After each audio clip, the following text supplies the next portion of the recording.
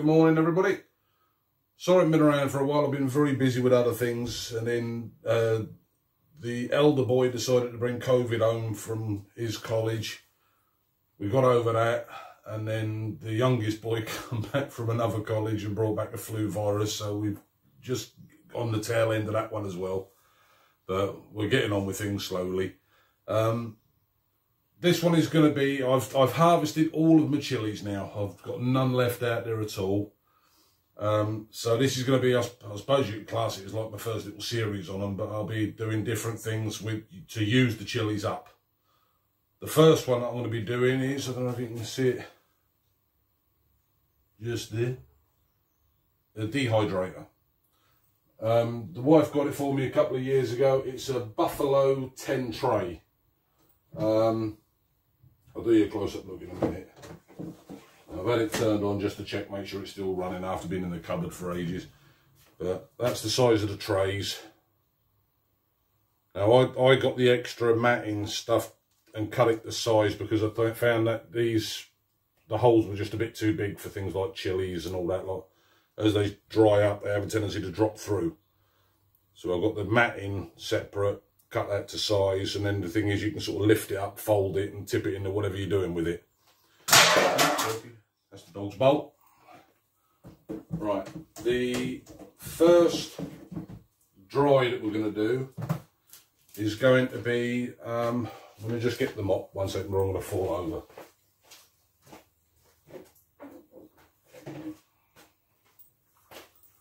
I'll move everything else out of the way apart from the water pot.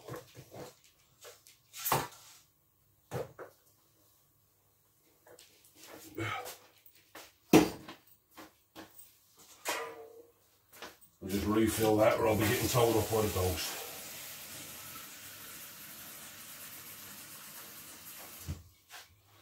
And put it down somewhere a bit more sensible. Right, yeah, where was I? Yeah, the first one that we're going to be doing, it's going to be a mixed batch of chilies. Let me just tilt you down somewhat. These ones here. So there's all sorts in there. Let me get the labels. I'll try to give you an idea which they are. Now these are chien. These ones, all these are quite a mild chili. Let me just lift you back up again, I don't like talking with chest. All the ones in here are a mild chili. They're more for, I suppose, decorative flake than heat. So that's them ones. We then have Machu Picchu's, kind of a chocolatey colour chili. Again, very mild, but quite nice. Put the tags down. We have the hot fajita. Don't know why they call them a hot fajita because they're not very hot. But again, quite a fruity flavour.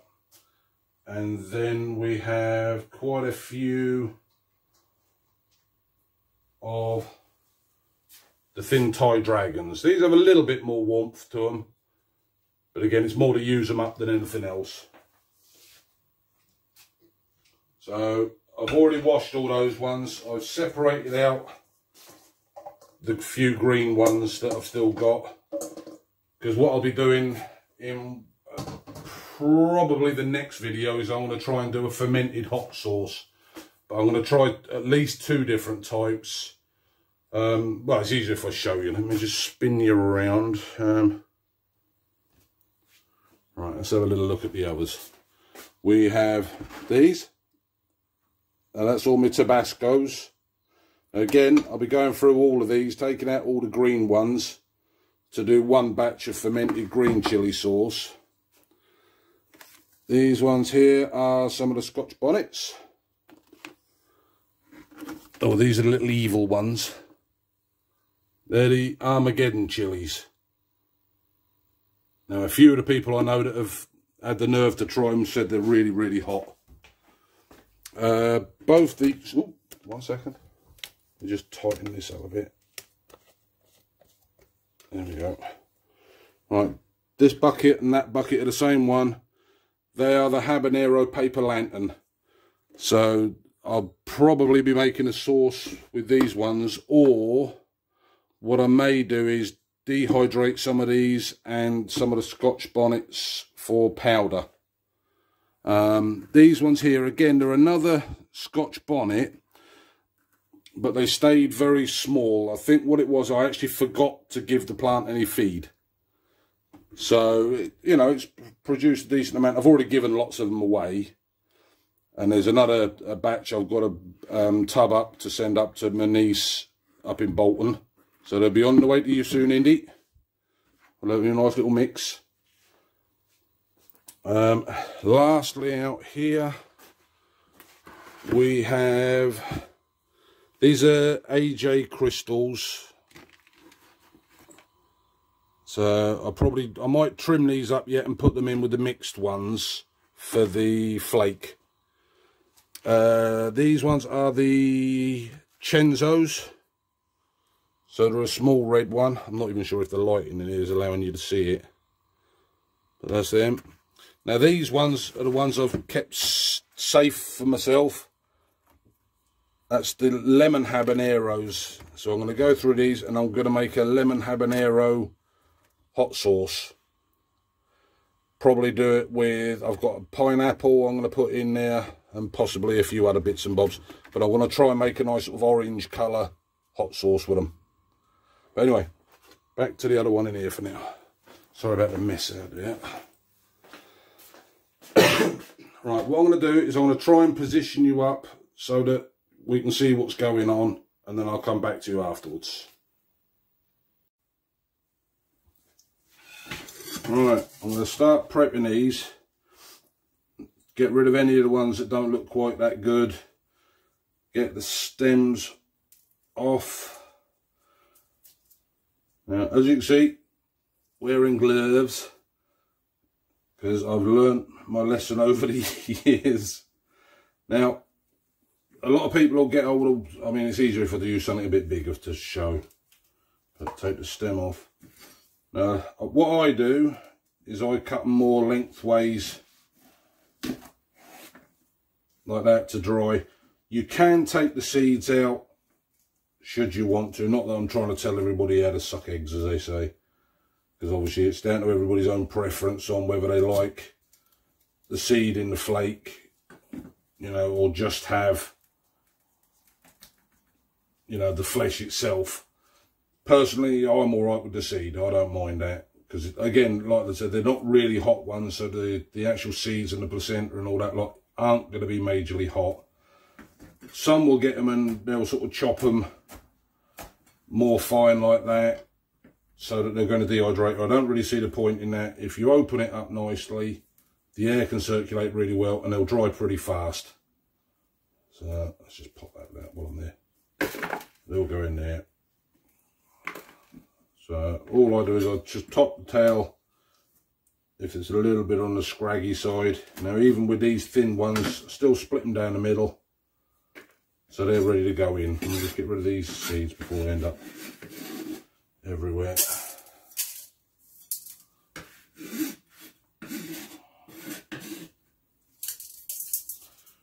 Right, now as I said, I won't keep you and me try and talk to you at the same time as doing all this, because I think it would be a pretty long, boring video.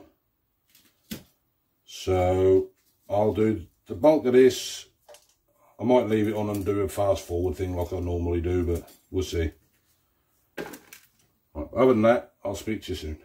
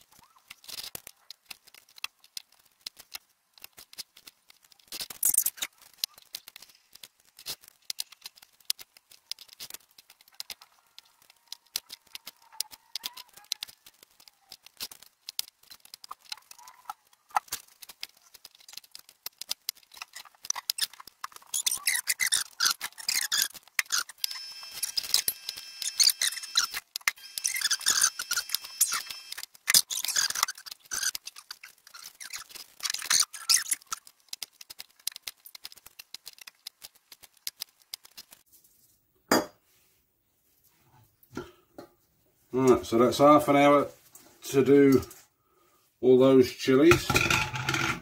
Chickens will get all the offcuts, and I'll start putting these in the dehydrator in a minute. I'll have a bit of a clean up and then come back to you.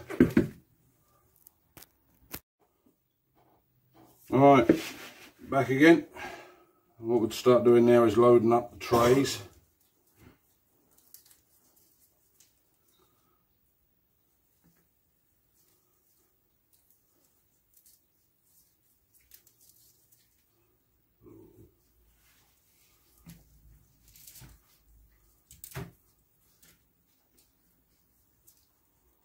All I'm doing is some of them, if they've got a larger seed pod, I'm just pulling out the seeds rather than just leaving them in. The Machu Picchu's all had to be pretty much de-seeded. The membrane was so big that it would have got in the way of it drying out properly.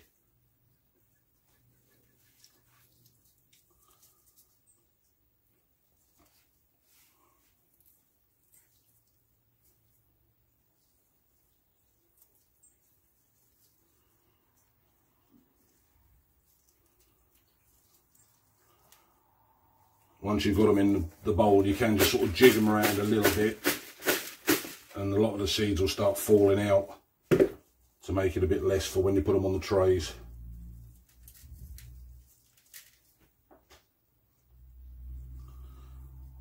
When you're putting them down, you should leave a little bit of a gap between them, but I don't worry too much, because as soon as they start drying, they pull away from each other anyway. If you space them out too much, you end up with an almost empty tray once they're dried out.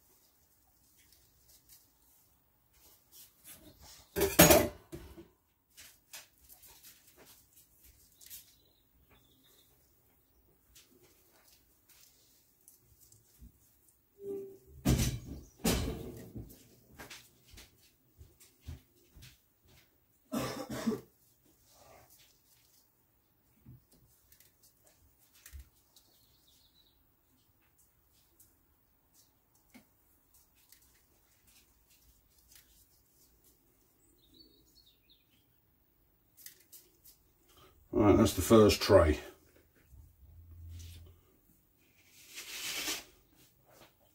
Just slide that into the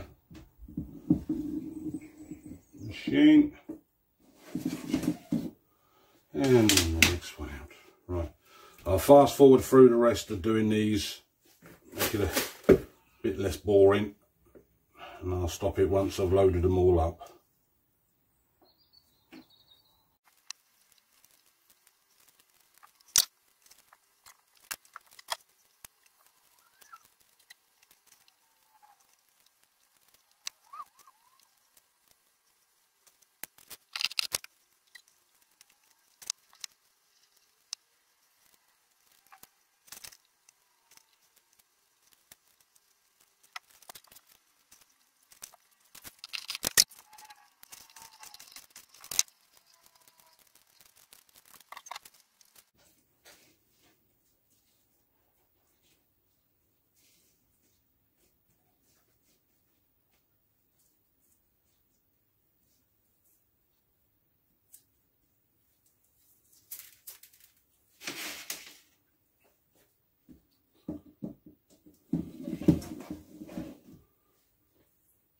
Right, I had totally forgotten the capacity of the dehydrator.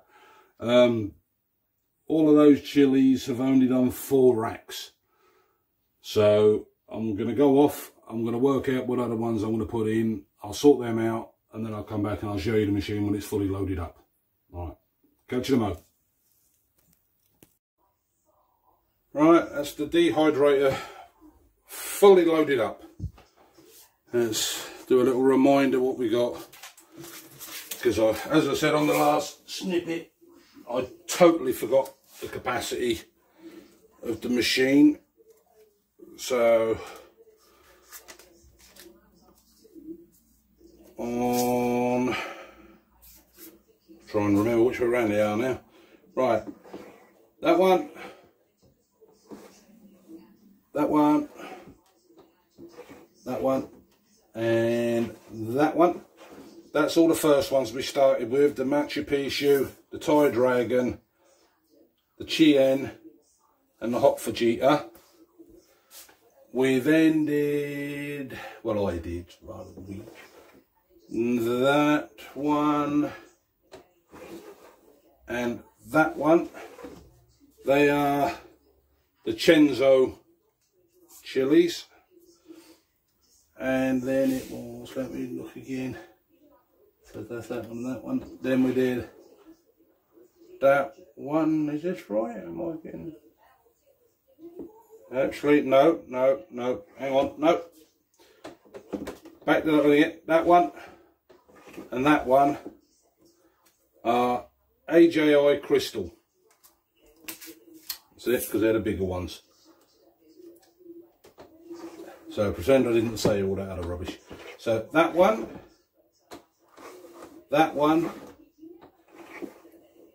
and the back half of that one are the Chenzos. Now the front half of this and the bottom tray are the larger of the Scotch bonnets. So we're all loaded up, ready to go. So we turn that on. And we have the controllers up on here.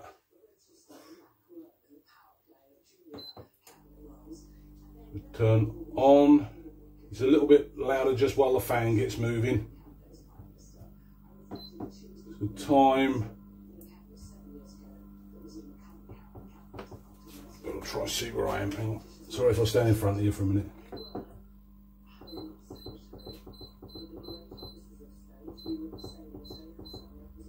Right, put that on for 12 hours to start.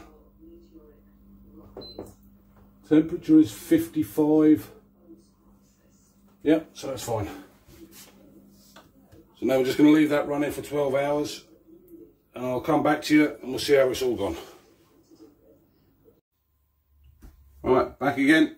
A couple of days later than when I started. Flu virus hadn't quite cleared off. Right, all these are dehydrated. What I've done is I've just returned it on for a couple of hours to make sure they haven't absorbed moisture out of the air. So what I'm going to do with these ones is just wazz them in my small blender before I put them into the grinder for the powder. So this is just to break these ones down.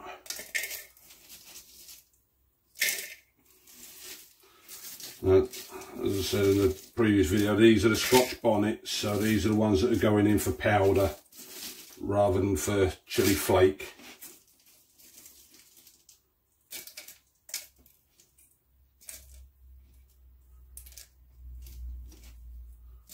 As you can see, quite a few of the seeds have dropped out there, but I'm not going to bother putting them in, I'll just get rid of them. Put them back in the sink for washing.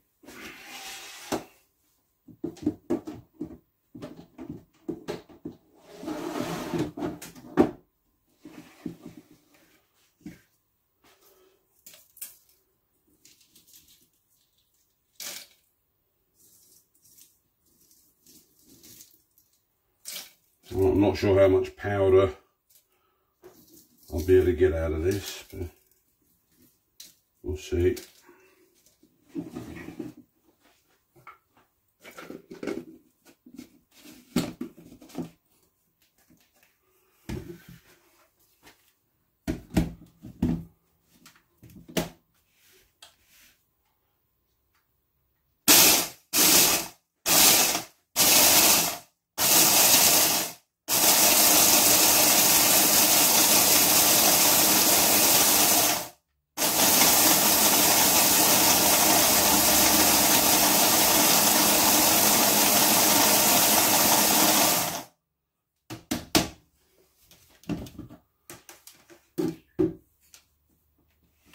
When you open these up, be a little bit careful in case you get any dust that comes up, because you don't want it to go into your eyes or anything. That's not too bad.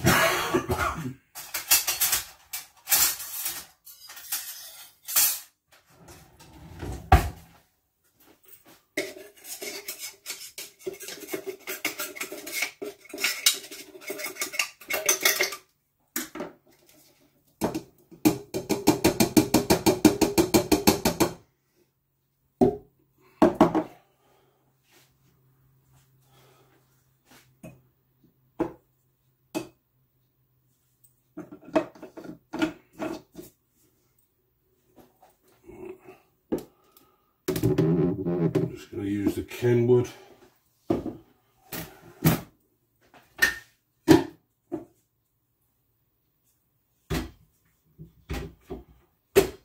Obviously you can do this in a coffee grinder or anything.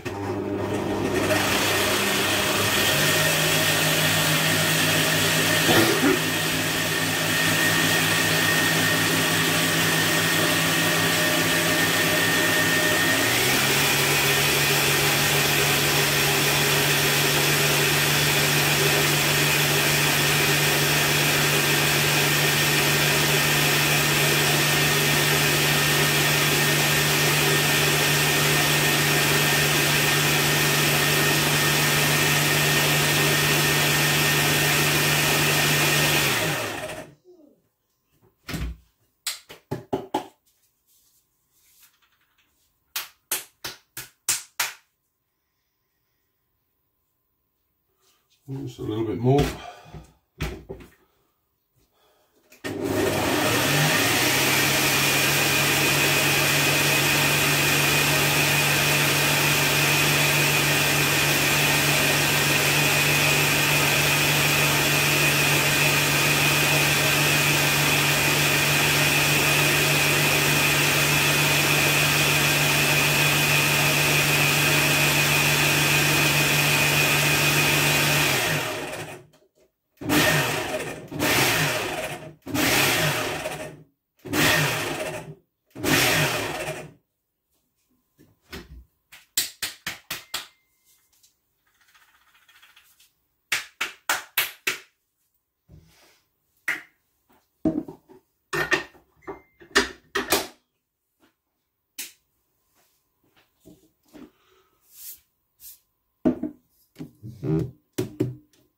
Right, now this time you have got to be a bit more careful, because obviously where it's powderised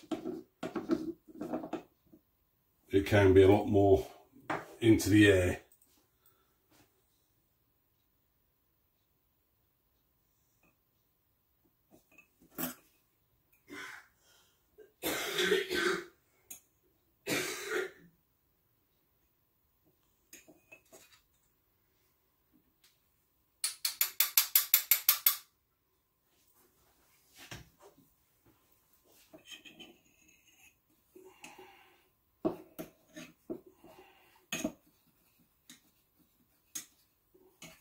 Yeah, all the seeds are pulverised, so that's come down nicely. Just going to leave it in that for now. So a bit of shaking. You can see. Yeah, so it's up to there in the jar. So there's probably, you know, 2 or 3 packets that you'd normally buy at the shop. But this should have a lot better flavour. Right, let's get on with the rest of it. We'll just grab a jar to put the flake into.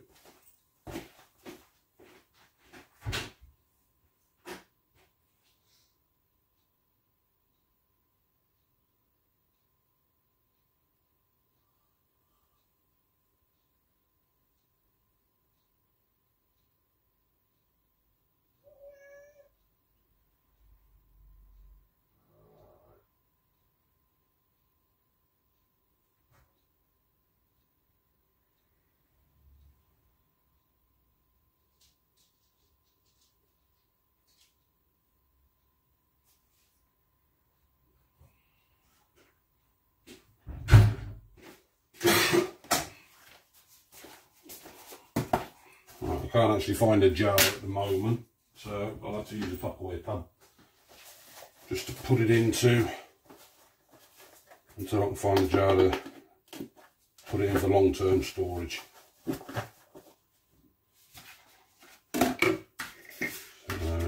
So,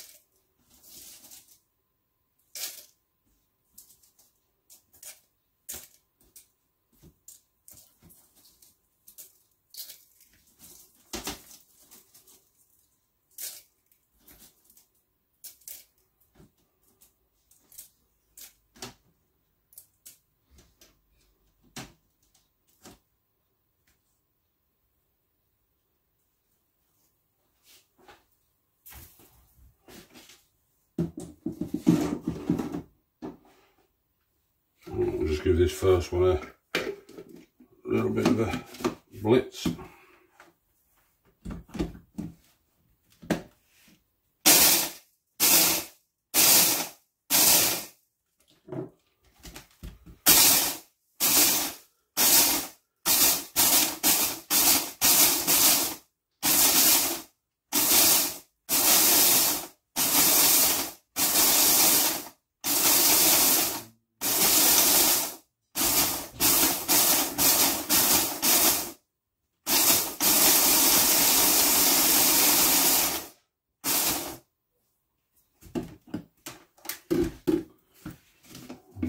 You don't want to blitz it too much because otherwise you'll end up with more powder.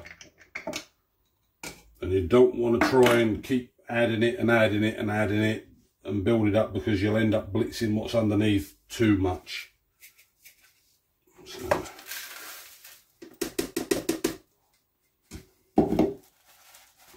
that's about the texture you sort of want it. Just flaked up. Next batch. Excuse me.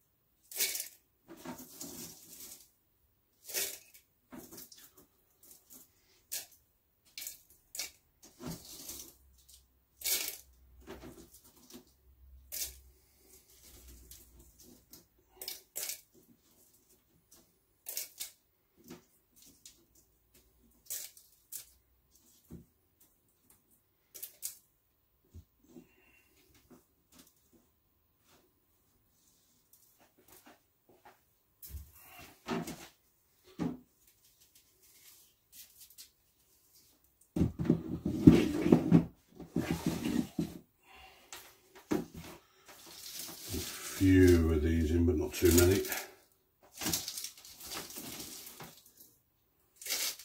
Alright, let's get this one knocked down.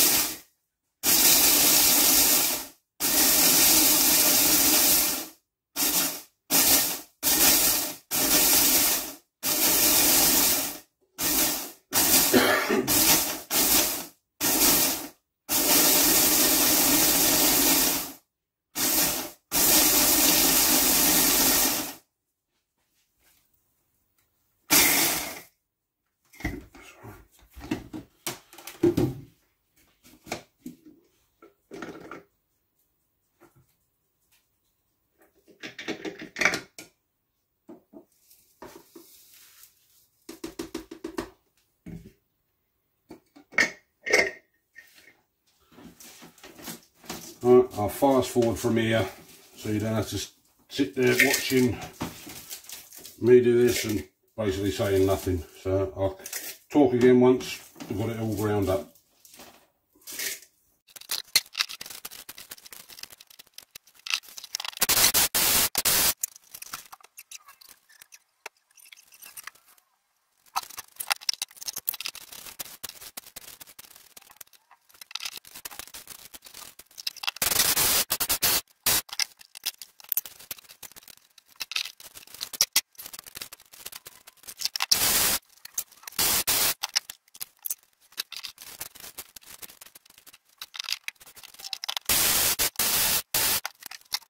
Alright, that's the last of that done.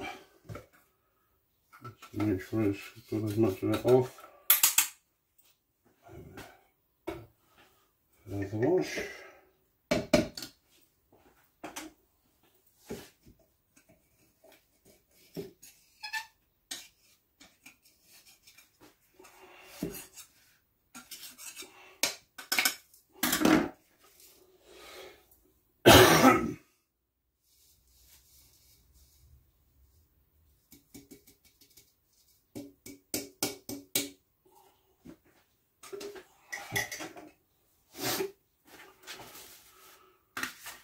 I'm just going to spoon, give it a bit of a stir.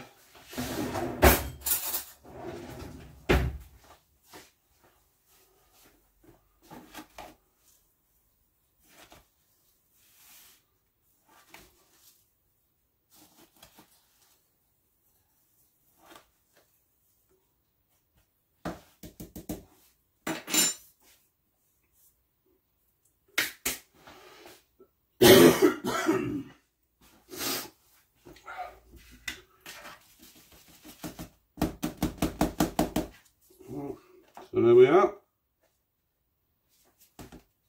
Put a lid on that for now. As I say, I'll put it into a glass jar because I find them better for storage.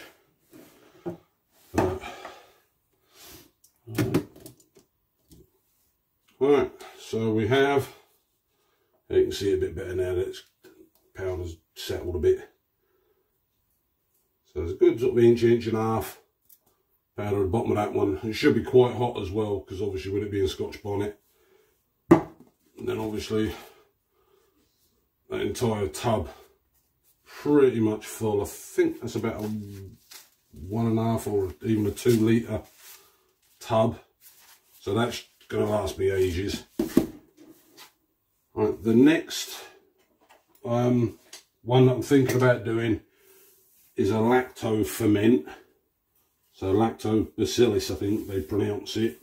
So it's fermented chili peppers, making that into a hot sauce.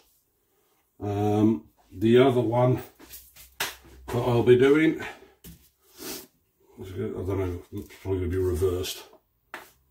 Yeah, it'll be reversed. I'm going to make some chili jam. So whether it'll be edible or not, I don't know until after I've made it. But we'll see how it goes. Right. I can't think of anything else for this one, so if you want to give it a thumbs up, that'd really help me. If I can edit it in, I've got another little video about my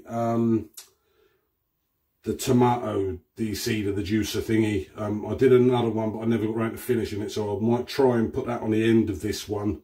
So if you want to have a little look at see how it works, then go for it. Other than that, take care. See you next time.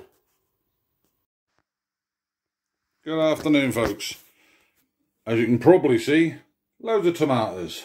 What I've done is I've stripped out my polytunnel and my greenhouse now with all the tomatoes. I'm giving away all the green tomatoes to people. That's the last of them, going off over to a friend. The rest of them are going in for the people making chutneys and whatnot. I made a load of juice with the grinder last time, but with frozen tomatoes. That seemed to work okay. I made some soup. But this time we're going to try it with the raw tomatoes just diced up. See if the machine is going to cope with it or not. I'm not 100% sure it will, because I think most people kind of pre-cook them first. But we'll see how it goes, and then that will be either going into some more soup or making up frozen tomato juice for going into cooking. But I'll set the camera up and then we'll see if the machine's going to cope. All right, back in a moment. And hopefully you can see that okay. Right, go for some of these cherry ones first, and we'll see if the machine's going to be able to do it. I want to better put the guard on first. 1 second. So I know they squirted everywhere last time.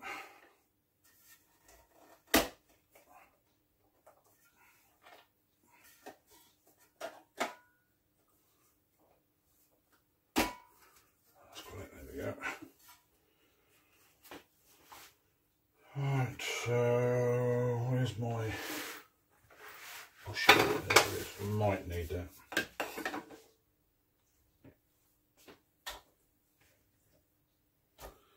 Right, I will have another attempt at trying to mute the sound when I do this, but I can't guarantee anything.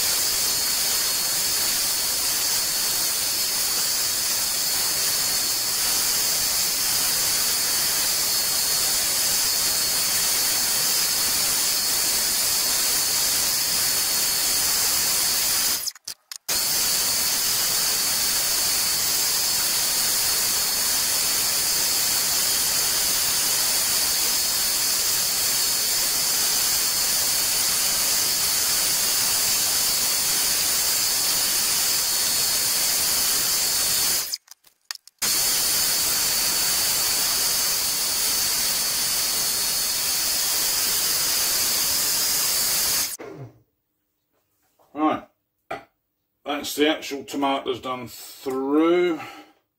As I say, there are a few seeds in there, but as you can see by the thing, the bulk of it's out there.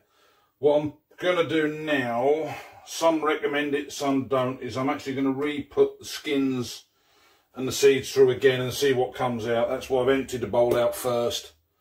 And then what I'll do is put this lot up on here. And we'll see what extra stuff comes out. Some say to do it, as I say, because it, you know, there's liquid still in there. Others say don't do it because it can come out really bitter. So let me just transfer this into a different container to make it a bit easier. Alright, so I'll put that there again. What I'll do this time is I'll tighten that down a bit. Hopefully it won't block up. Loosen back a bit, alright. And we'll see what comes out.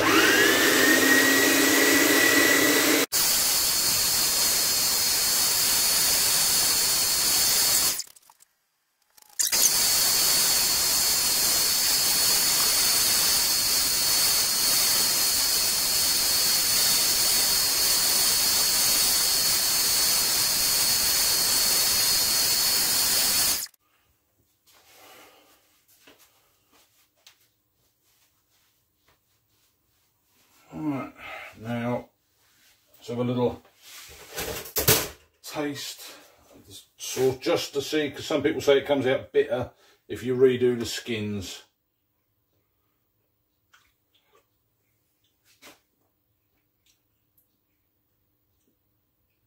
No, tastes perfectly alright. So that's, well, let me just take this off first and scrape off whatever's behind it.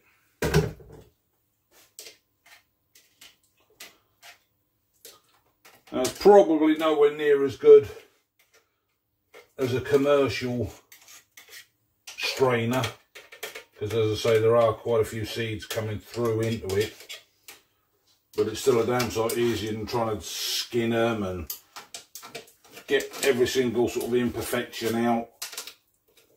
Obviously you cut them up and get rid of any horrible looking bits before you even start. So, put that one in there.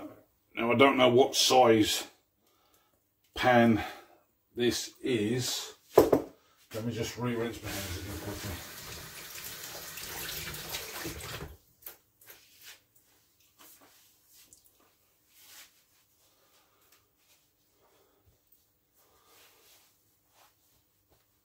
All the joy of cleaning it up next. Right. Let's tilt you down so you can see there. Now, as I say, I don't know what size pan that is without measuring it, but obviously that's my hand and I've got a big hand. So, yeah, so that's a good size out of them 2 tubs of tomatoes. We've got all that juice. Let me just grab another spoon quick and we'll give it a bit of a stir, see how thick it is. So now that's, you know, it's good and thick. As I say, there are some seeds in it, but there doesn't seem to be any of the skins that have got in. Now obviously if I wanted to be really fussy, I could probably run it through a normal sieve and just get out the last few of the seeds, but I'm not really that fussy, to be honest. Now what I've got to decide is whether or not I'm going to make a soup with it, or whether I'm just going to have it as a cooking base, in which case I'll just put it in pots and freeze it. I'm not really sure yet, but anyway, I said in the last one I'd come back and do a proper, you know, little test on that. It seems to have worked okay. So that's it. So right, yeah. So in my opinion, they're worth getting hold of, these gadgets, if you've already got an electric mincer. So they'll sit on it quite well. A little bit of adjustments, but it seems to work okay.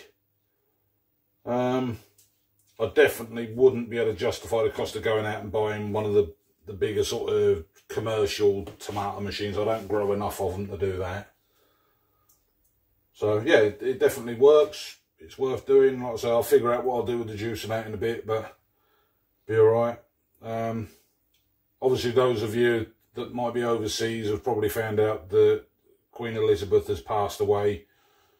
So, you know, obviously, not that any royals would ever watch it, but, you know, my thoughts go out with the family and obviously our Queen that's now gone. And obviously good luck to Charles, and hopefully he'll do alright. But other than that, if you've liked the video, please like, subscribe, share, all the usual stuff. But definitely gives it thumbs ups. Cheers. See you later.